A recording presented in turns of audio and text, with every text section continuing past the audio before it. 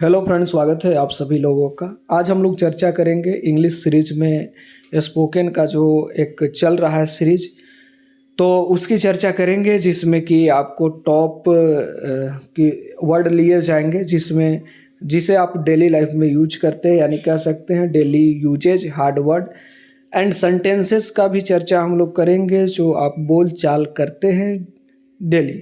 बात करें सबसे पहले, अब समझते हैं हम यहाँ पर कि सबसे पहला जो ही वर्ड आता है वो है एप्रोप्रिएट। एप्रोप्रिएट मतलब होता है सराहना करना। उसी तरह इम्प्रूव मतलब सुधारना, मैनेज मीन्स संभालना, बिलीव मीन्स विश्वास करना, अचीव मीन्स प्राप्त करना। आगे बढ़ जाएंगे। उसी तरह कंपेयर की बात करें तो तुलना करना, डिसाइड निर्णय करना, सजेस्ट सुझाव देना। ये सब हम लोग जो वर्ड हैं वो डेली यूज करते हैं। एक्सप्लेन मीन्स समझाना। आगे बढ़ जाएंगे तो उसी तरह अगर हम लोग बात करें तो क्या चीज़ें हैं यहाँ पर। सपोर्ट मीन्स समर्थन करना, अटेंड मीन्स उपस्थित होना, प्रिपेयर मीन्स तैयार करना, इग्नोर मीन्स अनदेखा करना, प्रोमिस मीन्स वादा करना और रियलाइज मीन्स जो है एहसास होना। उसी तरह आगे बढ़ जाएंगे तो हम लोग देखेंगे हार्ड डेली यूजेज सेंटेंस जो हम लोग यूज करते हैं। जैसे आप बोल सकते हैं कि आई अप्रोप्रिएट योर हेल्प, यानी कि मैं आपकी मदद की सराहना करता हूँ। प्लीज़ एक्सप्लेन इट क्लियरली, यानी कृपया इसे जो है स्पष्ट रूप से समझाइए। उसी तरह I don't believe this news, यानी कि मुझे इस खबर पर विश्वास नहीं है। आगे बढ़ेंगे। You should improve your skill, यानी कि तुम्हें अपने कौशल सुधारने चाहिए। आगे बढ़ेंगे। उसी तरह अगर देखें तो I have decide to study hard, यानी मैंने मेहनत से पढ़ने का निर्णय लिया, ये चीज़ बोल सकते हैं। उसके बाद अगर देखें तो can you manage this work, यानी क्या तुम जो है यह काम संभाल सकते हो, या क्या आप इस काम को संभाल सकते हो। आई रियलाइज माई मिस्टेक, यानी कि मुझे अपनी गलती का एहसास है। उसी तरह देखें तो प्लीज़ डोंट इग्नोर मी, कृपया मुझे अनदेखी नहीं करें। उसी तरह अगर आगे हम लोग बढ़ते हैं तो I promise I will come, यानी कि मैं वादा करता हूँ कि मैं आऊँगा। आई अचीव सक्सेस अर्ली, यानी कि उसने जल्दी सफलता प्राप्त की। उसी तरह आगे हम लोग बढ़ेंगे। स्मार्ट कन्वर्सेशन सेंटेंसेस की बात करें तो जैसे अगर आप बोलते हैं तो it depends on the situation, यह जो है परिस्थिति पर निर्भर करता है। I am trying my best, मैं अपनी पूरी कोशिश कर रहा हूँ। उसी तरह अगर आगे बढ़ जाएंगे, that's not a big issue, यानी कि यह बड़ी समस्या नहीं है, ऐसा बोल सकते हैं। I completely agree with you, यानी कि मैं आपसे जो है पूरी तरह सहमत हूँ।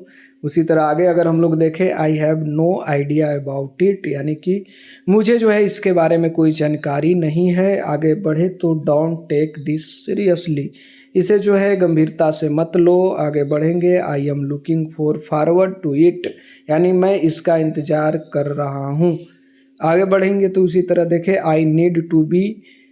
पेशेंट, यानी कि तुम्हें धैर्य रखने की, you need to be patience, यानी तुम्हें धैर्य रखने की आवश्यकता है। हार्ड प्रैक्टिस सेंटेंसेस की अगर थोड़ा सा हम लोग देख ले, I can not tolerate this behaviour, यानी मैं इस व्यवहार को सहन नहीं कर सकता। उसी तरह देखें, प्लीज मेंटेन साइलेंस, यानी कृपया शांति बनाए रखें। उसी तरह देखें, दिस अपॉर्चुनिटी इज वे, यहाँ पर वैल्यूएबल, यानी कि यह अवसर मूल्यवान है। आई नीड सम गाइडेंस, मुझे कुछ मार्गदर्शन चाहिए। आई रिफ्यूज माई रिक्वेस्ट, उसने मेरी अनुरोध को ठुकरा दिया। अगला देखते हैं। एवरीथिंग विल बी फाइन सून, यानी सब कुछ जल्द ठीक हो जाएगा। I am confidence about it, तो मुझे इस पर विश्वास है।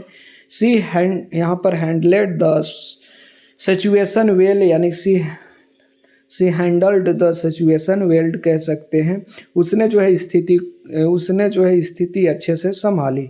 आगे बढ़ जाएंगे। वी शुड रिक्वेस्ट एवरीवन, हमें सबका सम्मान करना चाहिए। दिस इज वेरी कह सकते हैं प्रीसियस, या यहाँ पर कह सकते हैं दूसरी चीज़ें में कि टाइम इज वेरी प्रीसियस, यानी कि समय बहुत कीमती है। आगे बढ़ेंगे। उसी तरह अगर हम लोग बात करें चैलेंजिंग सेंटेंस की तो if you hard work you will success, यानी कि अगर तुम मेहनत करोगे तो सफल हो जाओगे, इस तरह से बोल रहे हैं। Although he is poor he is honest, हालांकि वह गरीब है लेकिन ईमानदार है, ऐसा बोलते हैं। I would help you if I had time, यानी कि अगर मेरे पास समय होता तो मैं तुम्हारी मदद करता। अब चलेंगे स्पोकन इंग्लिश टिप्स को थोड़ा सा समझ लीजिए। 10 सेंटेंस आपको डेली बोलना है, मिरर में प्रैक्टिस करना है, इंग्लिश सोचना है, डर हटाना है, प्रैक्टिस करने से सक्सेस होगा। तो ये चीज़ें थी, उम्मीद करते हैं आपको चीज़ें जो है बहुत अच्छी लगी होगी। बहुत बहुत धन्यवाद।